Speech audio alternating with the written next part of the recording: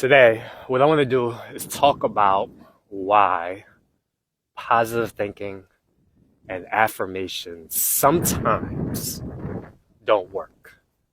And the reason why I decided to make this video is because of a DM and this guy named, I shouldn't say his name, but somebody reached out to me and he was asking me how come what they teach in the self-development world, like positive affirmations, positive thinking, how come it hasn't worked for him? And he's been trying to do this for over 10 plus years.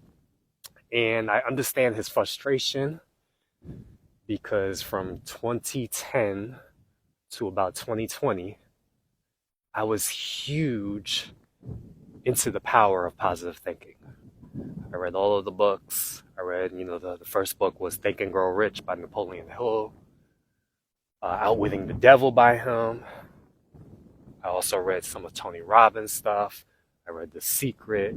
I read a bunch of law of attraction books. And I thought positive thinking was the key to not only manifesting the life that I wanted, but also just feeling good within myself. And although it does work when you initially start doing it, and I'm not knocking it, because I do believe positive thinking does work. For a lot of people, the longer they try it, it just starts to wear off, which is a very powerful economic law called the law of diminishing returns, which is a very spiritual law too, which is basically means when you first start doing something, it feels nice. It feels really, really good. The idea of starting to plant seeds in your mind and good things will sprout out. It's beautiful.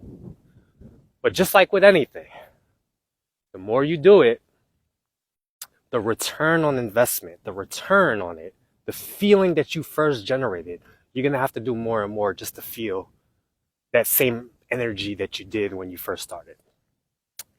And there's a reason why positive thinking doesn't work. The main reason is even the way they teach it in the self-development world, what they say is that the mind is like a fertile garden, which is basically like here we have a bunch of trees. If you look at your mind like a fertile garden, if you plant positive seeds, positive things will grow. The problem is when you start planting these seeds, these positive seeds, even if you're at the age of like 20, you already have 20 years of weeds that have grown. And unless you actually decide to go into your garden, the garden of your mind, your subconscious, your unconscious, unless you actually decide to go there and remove those weeds, those positive seeds that you're planting, they're going to just, they might sprout a little bit, but the weeds are still going to overtake them because the weeds are still growing. So, what I want to talk about today is how to actually use positive thinking to remove the weeds, to remove that nastiness, that ugliness. And the way you do this is by using positive affirmations to do shadow work. Now, what is shadow work? Shadow work is people, try to make shadow work sound like it's very dark and mystical and like you bring out the bad version of yourself, you bring out the badass of you. It's not.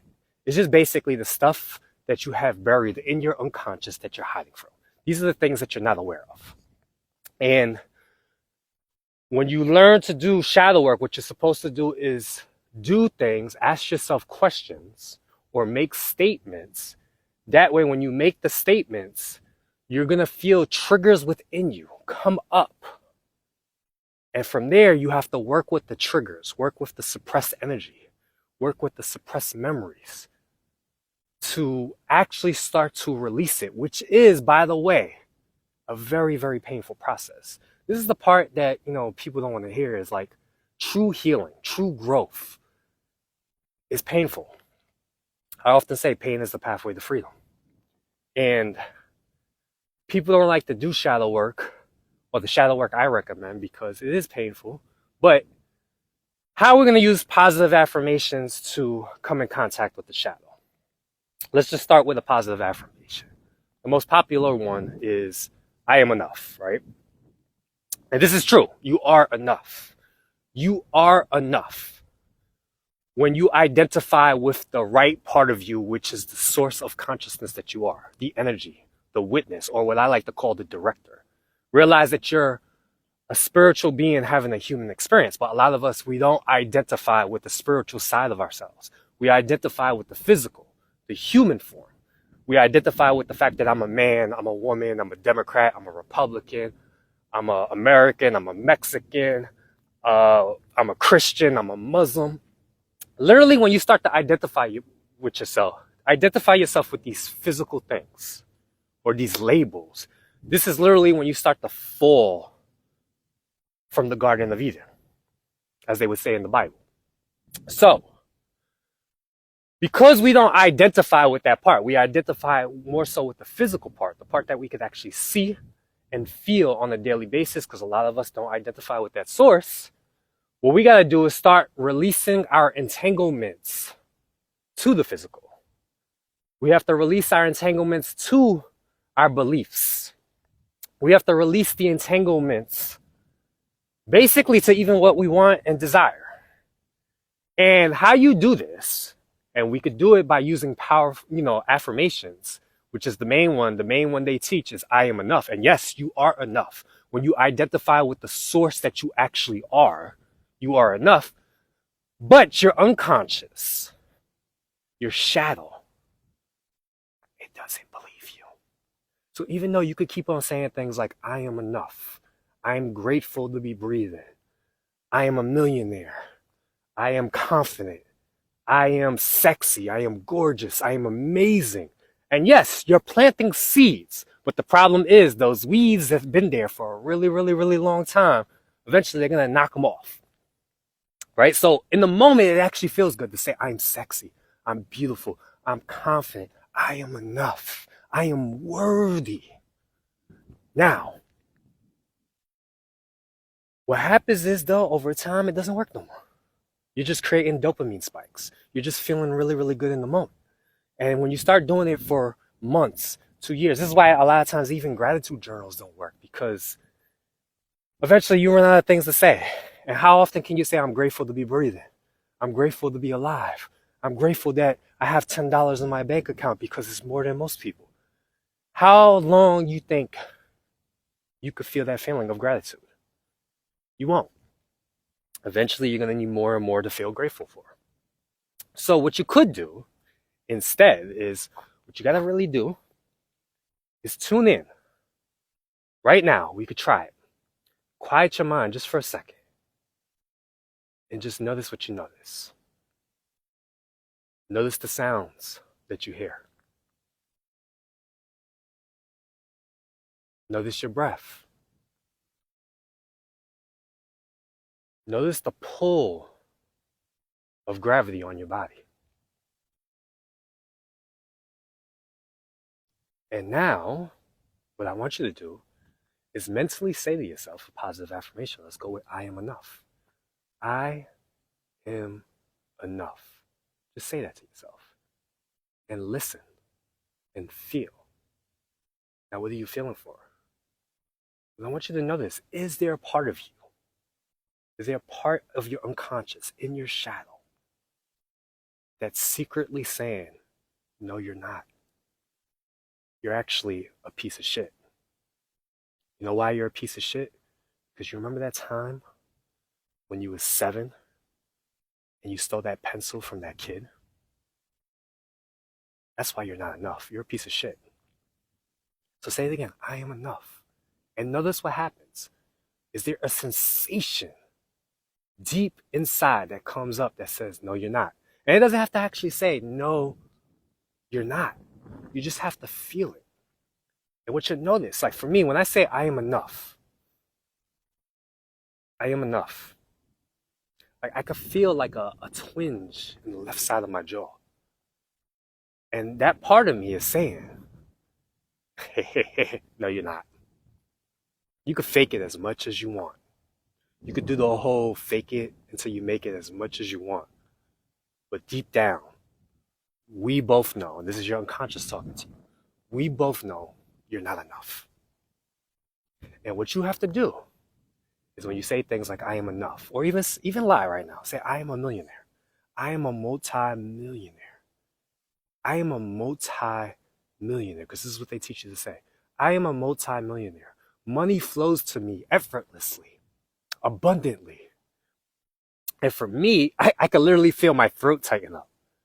Like my unconscious is saying, you're full of shit. And what you got to do from there is what you could do is use positive affirmations to deal with the weeds, to deal with that shadow. And how do you deal with the shadow? You don't have to get entangled with the story. All you got to do is deal with the sensation.